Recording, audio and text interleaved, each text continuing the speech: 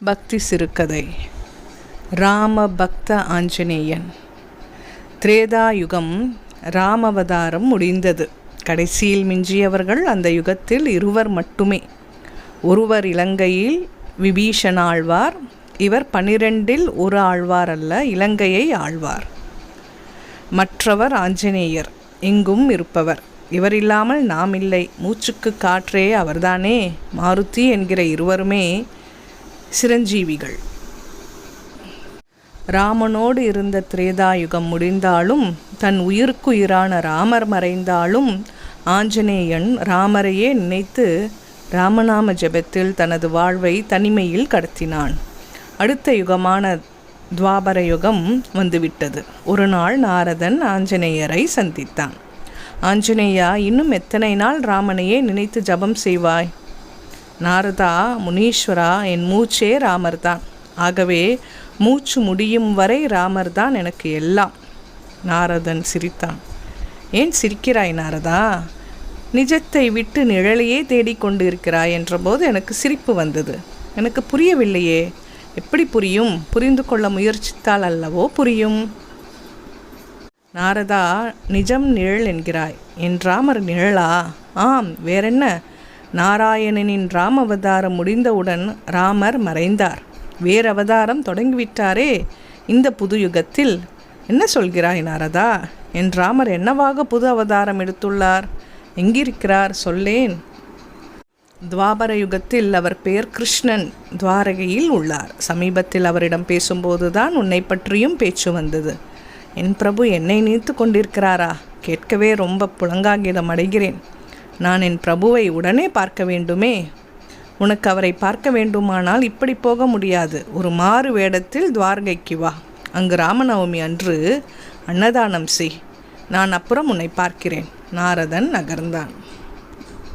ஆஞ்சநேயன் ஒரு பிராமண வேடத்தில் துவாரகை சென்றான். துவாரகையில் ராமநவமி அன்று அன்னதானம் அளித்தான்.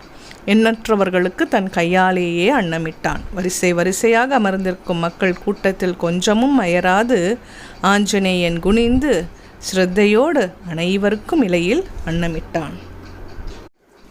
இன்று ராமரை காணலாம் என்றாரே நாரதர். எப்போது ராமரை பார்ப்பது? அவரை எங்கே சந்திப்பது? எங்கே போய் தேடுவது? மனதில் என்ன ஓட்டம்! இருந்தாலும் கை அன்னத்தை பரிமாறிக்கொண்டு இருந்தது.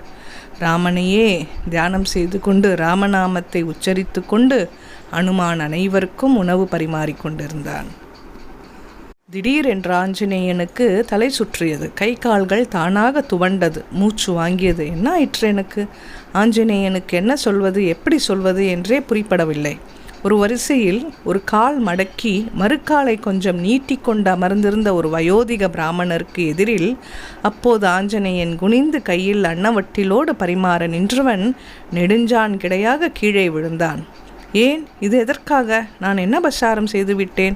ஆஞ்சநேயன் கதறினான்.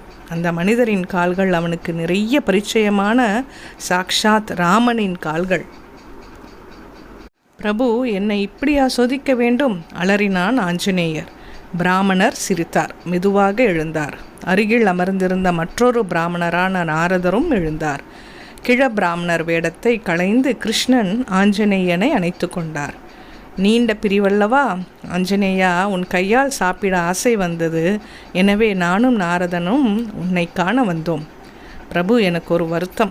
என்ன ஆஞ்சநேயா? நான் உடனே துவாரகைக்கு வர வேண்டும். உங்களையும் என் தாய் சீதா பிராட்டியையும் சேர்த்தே பார்க்க வேண்டும்.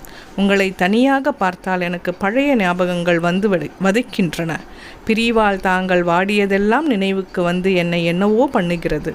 உங்களை தனியாக பார்க்க என்னால் இனியும் முடியாது. உடம்பில் தெம்பில்லை. வாயேன் எங்களோடு. ஆஞ்சநேயன் கிருஷ்ணனோடு துவாரகை சென்றான். ருக்மிணி என்கிற உருவில் தனது மாதாவை கண்டான். பலராமன் என்ற உருவில் லக்ஷ்மணனையும் கண்ணார கண்டுகளித்தான். பேச்சே எழவில்லை. இரு கைகளும் தாமே மேலெழும்பி குவிந்தன. மனம் லேசானது.